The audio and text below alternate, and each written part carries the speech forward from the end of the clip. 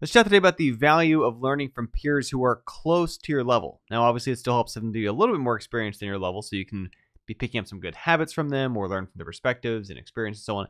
However, I know the previous video emphasized there's some value in having at least one kind of planted, more experienced person among your peers. In this case, Krista and Home Team is a mentor in residence, as well as some work that I kind of sometimes will do splashing around on projects. But what's going on here is that if there's too much of a delta between yourself and your peers, if they are all, say, professional studio grade developers and you are still kind of starting out, then what winds up happening is that there's such a divide between that it's hard to really see the direct parallels between where they're at and what you're doing. And it can be really discouraging. This is part of the challenge of when people are trying to go out there and learn totally on their own.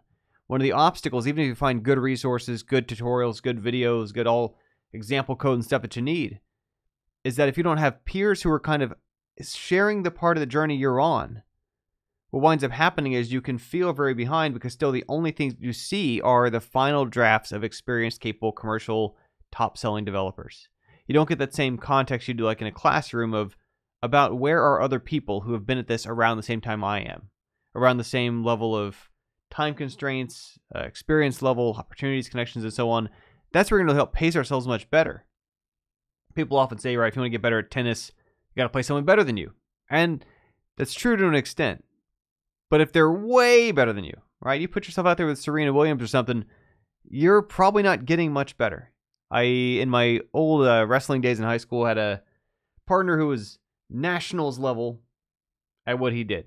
Ranked in nationals every year. And I'll be honest, the only thing I really got practice at was escaping, was getting away from him.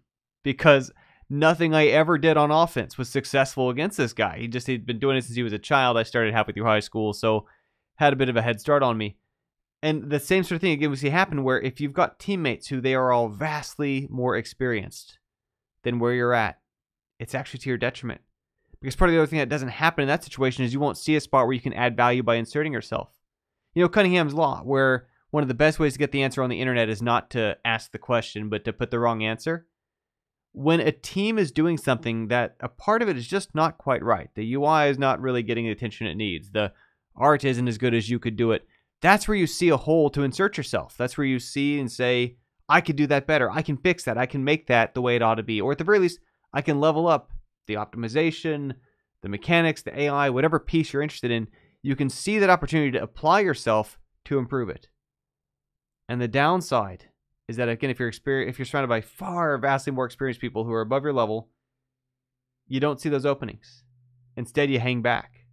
This is one of the other reasons why we started multiple different home team communities, was depending on someone's experience level, whether or not they're going to be a fit for our longest running community, Apollo, our most recent community, Lighthouse, or the middle one, Outpost.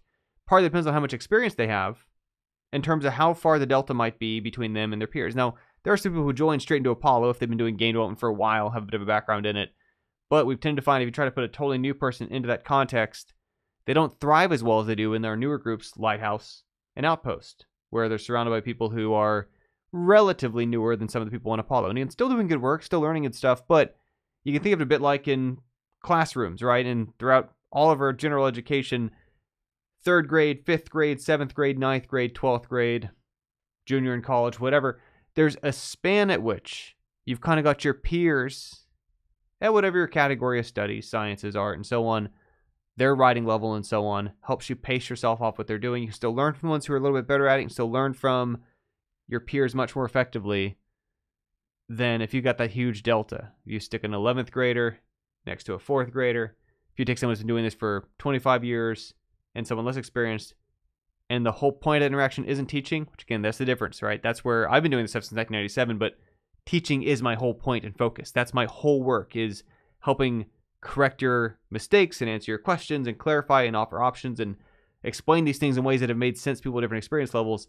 But when what's actually going on there is it's a senior level developer on a project and someone who's more junior level, and it takes away time from the senior developer and their whole focus isn't teaching, instead what winds up happening is, you know what, it's faster for me to do it. I'll just knock it out. And again, it's where partly the continuity of Home Team's system helps a little bit with that in terms of, well, if I can catch you up, it's going to help us longer term on all the projects. But it still has to often begin from, I see an opportunity to add value because something here is a thing I could do better. And then that's how I'm going to learn, by inserting myself into that project, by becoming a part of that process, and doing that. So again, I'd like to emphasize, obviously, Home Team is something that anybody in the world can join, anybody with internet access. There are, of course, sponsored opportunities available if you not in a budgetary situation to be able to afford the dues.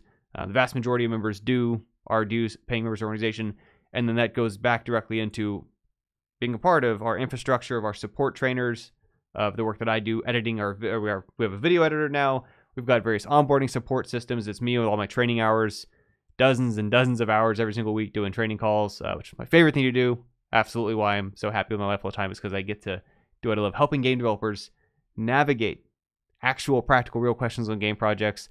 Home Team Game Dev is how we do it. Find out more about that at hometeamgamedev.com. Aside from that, catch all today. Thanks for being here. And I believe we're actually finally moving into our real location, our permanent home, at the end of this month. It's been 6 months here staying with family. We're grateful having a place to stay, but you'll likely see a change in my setting here, like I say, within the next few weeks. That's it for now. Catch you all next time. Bye for now.